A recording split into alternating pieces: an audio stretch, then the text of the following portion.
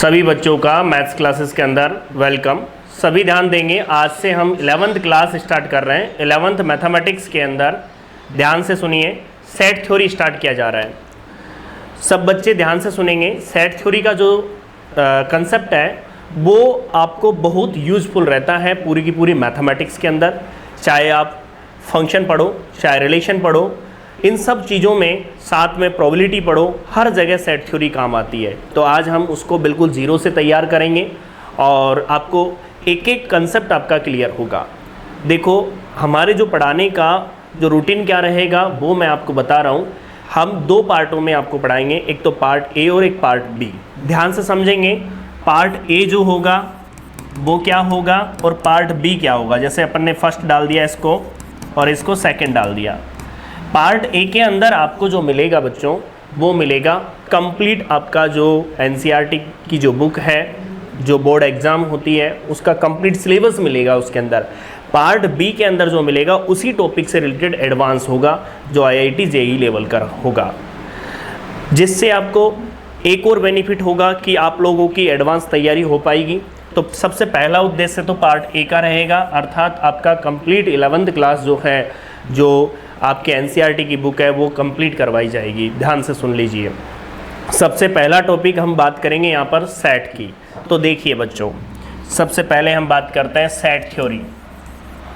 हम सेट की बात कर रहे हैं। देखिए, आप लोगों ने देखा होगा सेट। सबसे पहले तो सेट थ्योरी दी किसने थी? जर्मन वैज्ञानिक थे, जर्मन मैथमेटिशियन थे। देखो, आप लोग ध्यान से सुन लो, मैथमेटिशियन ने बहुत कुछ अपन को दिया है, तब जाके हम पढ़ रहे हैं। कोई भी स्टेटमेंट देना यूं ही नहीं होता, आप अच्छे से जानते हो। जो मैथमेटिशियन हैं उन्होंने सेट थ्योरी को दिया, और सेट थ्योरी को जो दिया वो थे जॉर्ज कैंटोर, जर्मन वैज्ञानिक थे वो।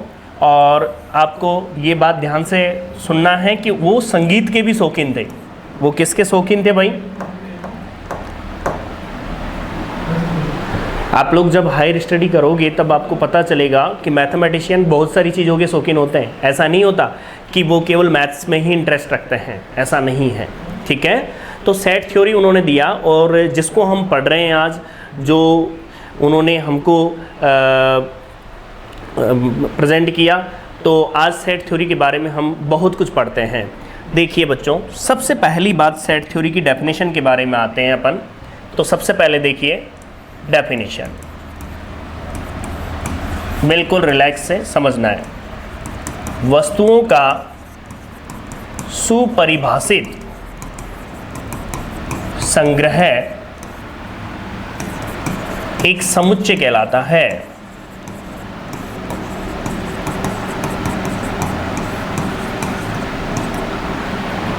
कहने का मतलब, well defined collection of objects is called sets। आप लोग इस बात पर ध्यान देंगे, well defined एक शब्द आया यहाँ पर, सुपरिभाषित। ये क्या होता है? इसको समझने के लिए मैं आपसे कुछ एग्जाम्पल लेता हूँ, वो सुनिए। जैसे किसी ने कहा कि किसी क्लास में बुद्धिमान विद्यार्थियों का संग्रह है। अब एक बात बताइए, मेरे अकॉर्डिंग कोई अलग बुद्धिमान होंगे, दूसरे के अकॉर्डिंग कोई अलग होंगे, तो अलग अलग सेट डिवाइड हो जाएंगे। डिफाइन ही नहीं होता, क्योंकि आप उसको एग्जैक्ट डिफाइन नहीं कर सकते। जैसे आपसे कह दिया जाए कि आपके गांव के अंदर गरीब व्यक्तियों का संग्रह है। अब बताइए, गरीब व्यक्तियों का संग्रह है, पूर्णतः डिफाइन नहीं हो रहा। समझ रहे हो मेरी बात को? जैसे आपसे कहा जाए कि जे अक्षर से प्रारंभ होने वाले महीनों का समुच्चय, बिल्कुल क्लियर है, बिल्कुल। जब तक वो 100% क्या नहीं होता, वेल डिफाइन नहीं होता, तब तक वो सेट नहीं कहलाया जा सकता। तो इस बात पर ध्यान देंगे। समुच्चय की परिभाषा क्या हुई कि वस्तुओं का सुपरिभाषित संग्रह क्या कहलाता है? समुच्चय कहलाता है। एक बार दोबारा, a well defined collection of objects is called sets. आप अच्छे से जानते हो, जितने भी आपके क्या है ऑब्जेक्ट्स हैं, उनका वेल डिफाइंड कलेक्शन, सुपरिभाषित संग्रह, वो क्या बोला जाएगा आपको? समुच्चय। जैसे आपके सामने मैं एक छोटा सा एग्जाम्पल लेता हूँ, सभी बच्चे देखेंगे। मैंने एग्जाम्पल ले लिया यहाँ पर। एग्जाम्पल देखिए बच्चों, जैसे ए कोई सेट मैंने डिफाइन कर दिया, जैसे मान लो 1 2 3, आप खुद देख लीजिए। बिल्कुल आपसे कह दिया जाए, आप सोचिए स्वरों का समुच्चय संग्रह, आप जानते हो सेट होता है। मैं आपसे एग्जाम्पल के लिए बोलूँ तो एक सबसे बड़ी यहाँ पर समुच्चय की डेफिनेशन के साथ एक बात और ऐड करनी होगी आपको। वो क्या? जितने भी ऑब्जेक्ट आएंगे, जितनी भी वस्तुएं आएंगी, वो डिफरेंट होगी। मतलब डिफरेंट का मतलब है रिपीट नहीं होगी, पुनरावृत्ति नहीं होगी। आप देखिए कि किसी सेट के अंदर जैसे आपसे कह दिया जाए 1 1 2 3, ये सेट नहीं है। क्या नहीं है बच्चों? ये सेट नहीं है। क्यों नहीं है बताइए? 1 कितनी बार आ रहा है यहाँ पर? 2 बार आ रहा है।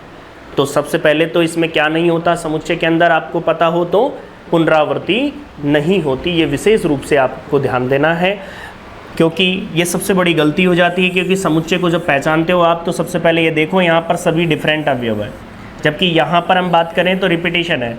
तो रिपीटेशन की अनुमति नहीं होती समुच्चय की डेफिनेशन के अकॉर्डिंग। ठीक है भाई? तो आप लोग थोड़ा सा ये दिमाग में रखें बात।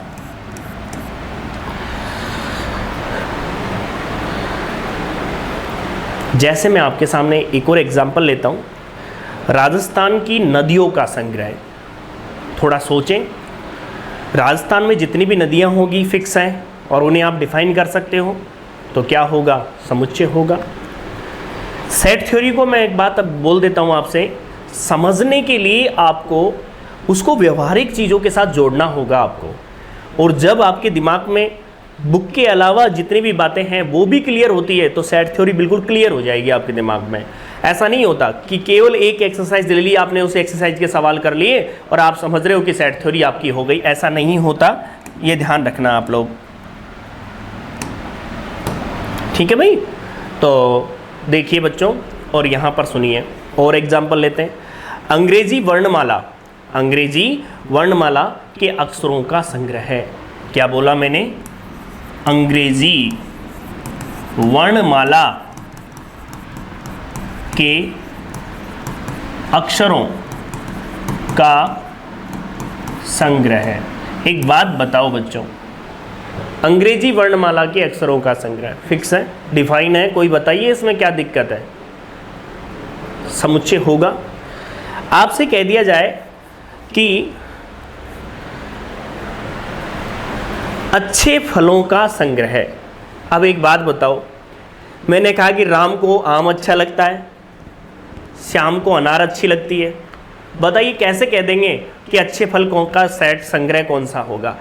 राम के अकॉर्डिंग अच्छे फल अलग होंगे, उसके इंटरेस्ट के अकॉर्डिंग होंगे। श्याम के अकॉर्डिंग उससे जो उसके लिए अच्छे फल होंगे वो अलग होंगे। कहने का मतलब हर व्यक्ति के लिए अलग अलग डिफाइन है वो सेट, अलग अलग सेट डिफाइन हो रहा है। इसका मतलब क्या नहीं है? वो वेल डिफाइन नहीं है। तो क्या नहीं होगा? वो समुच्चय नहीं होगा। दिमाग में ये बात बिल्कुल क्लियर कर लें आप लोग कि समुच्चय का मतलब सबसे पहला ही पॉइंट आपके सामने क्या होना चाहिए? वेल डिफाइन, अर्थात जिसे किस नाम से जानते हैं हम? पूरा सेट पढ़ लेते हैं हमको ये नहीं पता होता कि सेट है कि नहीं है।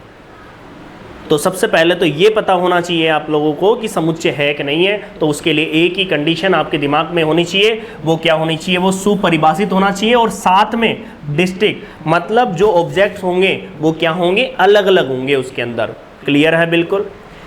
देखिए बच्चों, यहाँ पर मैथमेटिक्स के अंदर जैसे हर चीज़ की लैंग्वेज होती है, यहाँ पर मैथमेटिक्स में भी कुछ सिंबल होते हैं जिनके बारे में मैं आपको सामने बता रहा हूँ। आपको दिमाग लगाना है कि क्या होते हैं। मैं एक एक चीज़ आपको लिखाऊंगा, ध्यान देना। यहाँ पर ये शब्द देखा होगा, ऐसा सिंबल देखा होगा आपने, एक ये देखा होगा आपने। एक सेकेंड देखो और सोचो।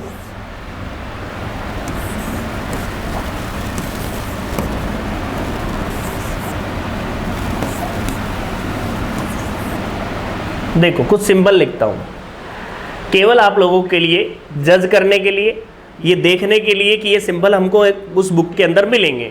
देखिए ये जो सिंबल है इसे बोला जाता है बिलोंग्स टू। क्या बोला जाता है? Belongs to. एक एक चीज़ लिखाई जाएगी। आज की पहली क्लास है इसलिए मैं लिखा नहीं रहा, केवल आपको टॉपिक के बारे में बता रहा हूँ कि आज केवल इंट्रोडक्शन था इसका सेट थ्योरी का। ठीक है, कल से वही 1 बाय 1 आपको नोट करवाया जाएगा। और एक और बात आप ध्यान से सुन लीजिए, जब भी आप क्लास लो आपको कंप्लीट तभी मिलेगा जब आप जो भी क्लास में आपने पढ़ा है उसका आप क्या बनाइए, साथ के साथ नोट्स बनाइए। और आपको 99% बोल रहा हूं मैं आपको कि आपको कॉन्फिडेंस हो जाएगा टॉपिक के जब टॉपिक पूरा होगा। जैसे सेट थ्योरी पूरी हुई है उसके बाद ये नहीं होता कि केवल और केवल अपनी एक ही बुक जैसे 11th क्लास की बुक उठा ली और उसके सवाल हो रहे हैं, ऐसा नहीं है। सवाल कोई सा भी हो, कंसेप्ट आपका क्लियर होना चाहिए और जिससे आप क्वेश्चन बना पाओ, क्वेश्चन सोल्व कर पाओ। ऐसा नहीं होता कि सेट थ्योरी का कोई दूसरा क्वेश्चन आया आपने पढ़ा ही नहीं, क्योंकि आपने रटे हैं सवालों को। मेन चीज है आपका कंसेप्ट क्लियर होना चाहिए। तो देखिए इसे बोला जाएगा बिलोंग्स टू, इसे बोला जाएगा एप्सिलॉन। नाम सुना होगा आपने, नहीं सुना कोई दिक्कत नहीं है। इसे बोला जाता है फॉर ऑल, इसे बोला जाता है देयर एग्जिस्ट, इसे बोला जाता है फाई, इसे बोला जाता है साइन, इसे बोला जाता है नीटा, इसे बोला जाता है काई। नाम सुना होगा, नहीं सुना कोई बात नहीं है, हम सुनेंगे क्लास में, सब कुछ बताएंगे। आपने ये भी सुना होगा, जैसे ये तो सुना ही होगा, थीटा होता है आपको पता है, ठीक है, ये तो सुना ही होगा, बीटा होता है। तो बहुत सारे सिंबल होते हैं जो मैथमेटिक्स में काम आते हैं। एक बात याद रखना, मैथमेटिक्स में जब आप एलजेब्रा पढ़ते हो, क्योंकि ये जो पार्ट होता है वो एलजेब्रा का होता है, और मैं आपको बता दूं कि एलजेब्रा जो है वो सेट थ्योरी पर टिकी हुई है। जो बीजगणित के नाम से आप जानते हो वो सेट थ्योरी पे टिकी हुई है, और सेट थ्योरी में जो भी लैंग्वेज यूज होती है वो पूरी एलजेब्रा में काम आती है। जैसे जैसे आप आगे पढ़ोगे, अभी हम बिल्कुल नहीं केवल आपसे ये मांग के चल रहे हैं कि आप 10th क्लास पास करके आए हो और आपको अभी 10th लेवल पे ही चीज़ें पता हैं, बस केवल आपको 0 से स्टार्ट करके लेके चलना है। ठीक है भाई, तो आज की क्लास इतनी ही है। कल अपन टॉपिक वाइज आगे बढ़ेंगे और एक एक चीज़ आपको लिखाएंगे और क्लास आपको कंटिन्यू लेनी है, बस ये ध्यान रखना। ठीक है भाई, थैंक यू आज के लिए।